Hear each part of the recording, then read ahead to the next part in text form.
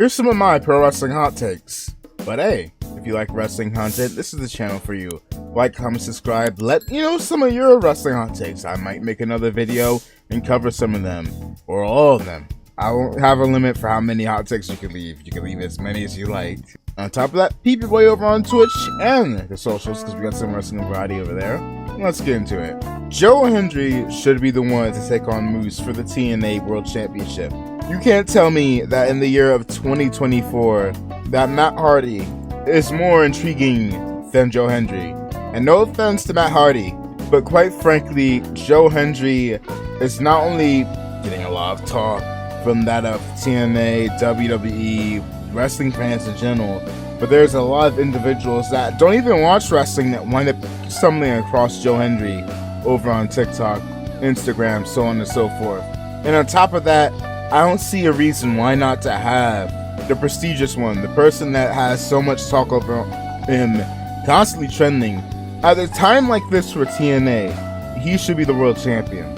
Both because homie deserves it, and on top of that, you can't tell me that it wouldn't be an interesting thought putting the title on him. And again, this man went trending over on Twitter, God knows how many times, and a lot of them, he wasn't even doing anything to trend. It was just out of people going ahead and going, oh yeah, Joe Hendry. Or, hey, we want to see Joe Hendry in WWE. Or whatever it has to do, vaguely involving Joe Hendry. People go ahead and talk about him. Which again, leads to more people talking about TNA. And hey, if you want to go ahead and lead to more of a positive thing happening for WWE, it could lead to some of the hardcore fans talking about the prestigious one making his first ever appearance over in WWE. Just random thought, a random hot take, if you will. Staying on the topic of TNA, AEW and TNA, WWE and AEW both can learn from TNA. And I will say, I predominantly mean this for AEW, can learn from TNA when it comes to content creators and how the company treats them. TNA is allowing content creators to go ahead and stream reactions to their weekly shows, which has more people talking about them. It leads to a better relations with a lot of these content creators, which had their own fan bases, their own subsections in the wrestling community, which could ultimately benefit the company. And the fact that the company that was started to appease to the hardcore fans is less friendlier towards that of the fans in terms of content creators than that of WWE is a bit of a wild thing. If I were to make a video on WWE, there's a decent chance that I can get away from showing some footage here and there without getting DMCA'd. AEW, on the other hand, not a chance. Not a chance. That's also another reason why you won't see that much content on AEW unless there's something for me to talk about AEW on. Hopefully that does change in the future, but we'll have to wait and see. And you know what? Going from one wrestling company to another, on the topic of AEW, one of the biggest issues AEW has that I feel could significantly turn perception around the company a good 180 is that of storytelling. One of my favorite things in AEW throughout its history was the story of Hangman Adam Page and his journey to the world title. And one of the biggest criticisms around AEW is the fact that they have a lot of amazing 5-star, 6-star, 7-star matches, which they do, don't get me wrong. But another thing that makes a match memorable, another thing that makes matches iconic, is a story that comes along with them. A lot of dream matches can still be dream matches if you can just build a great story with it. That is the missing ingredient to making something absolutely godlike over in AEW. The biggest issue, and we're going over to WWE for the last two hot takes I have here, but the biggest issue with Def Rebel isn't that all their songs sound bad, because let me tell you, there's a lot of banger themes that WWE has currently. The likes of your Roman Reigns, your Seth Rollins, your Rhea Ripley's, your Io Sky's, your Damian Priest. The issue is consistency. For every LA Knight, we have an AJ Styles. You don't want none. For every Joe Gacy, we have an Authors of Pain. Baron Corbin, Jimmy Uso, for Ilya Dragunov, you have a Carlito, a New Catch Republic, or Creed Brothers. Def Rebel can make some banger theme songs.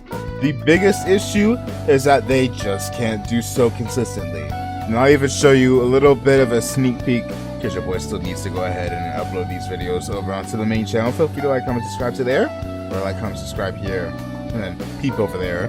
But I could show you a lot of these themes here that I say or feel that are in God mode.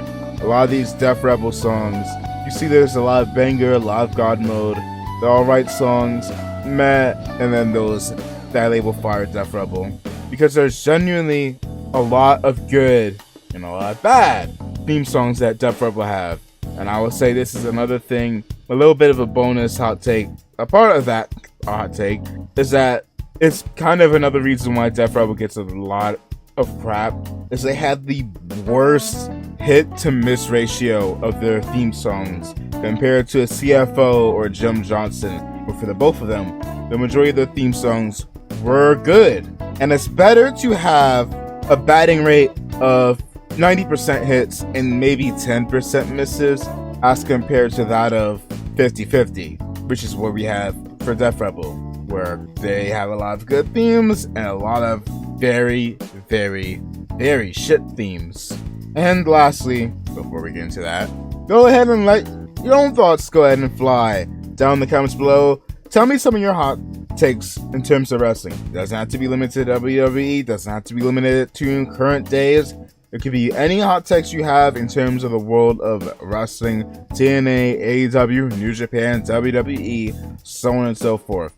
You can say as many as you want, and I'll go ahead and cover them in a video in the future. But as for the last hot take that I have for now, this might be a bold take, and I hope we don't have to revisit this one. But if CM Punk returns, whether it be around SummerSlam or the Royal Rumble, and he finds himself back on the shelf, I'd have to start questioning the thought of CM Punk having to retire.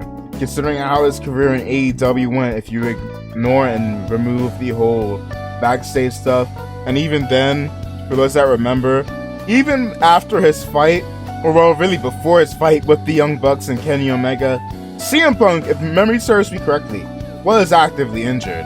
If the wheels are really falling off the wagon, then I'd say it's time to go ahead and have CM Punk retire. I hope this doesn't happen. I hope we don't have to revisit this conversation, and I would rather CM Punk either win next year's Royal Rumble or the Elimination Chamber and win the world title. But in a worst case scenario, I'm glad at the very least he seems to be doing well with a lot of people backstage, especially down in NXT. You know what? I'm gonna give you one more bonus hot take that has came to mind, and that is, whenever CM Punk does retire, I'd say he should be the one that takes over NXT whenever Shawn Michaels steps down. Or, if these rumors about WWE procuring TNA prove to be true, I mean, maybe they don't need CM Punk backstage, but just a random thought. I don't know, just a random thought. And yeah, if you have any hot takes of your own, one more time, go ahead and leave them in the comments below. Like, comment, subscribe, and see ya.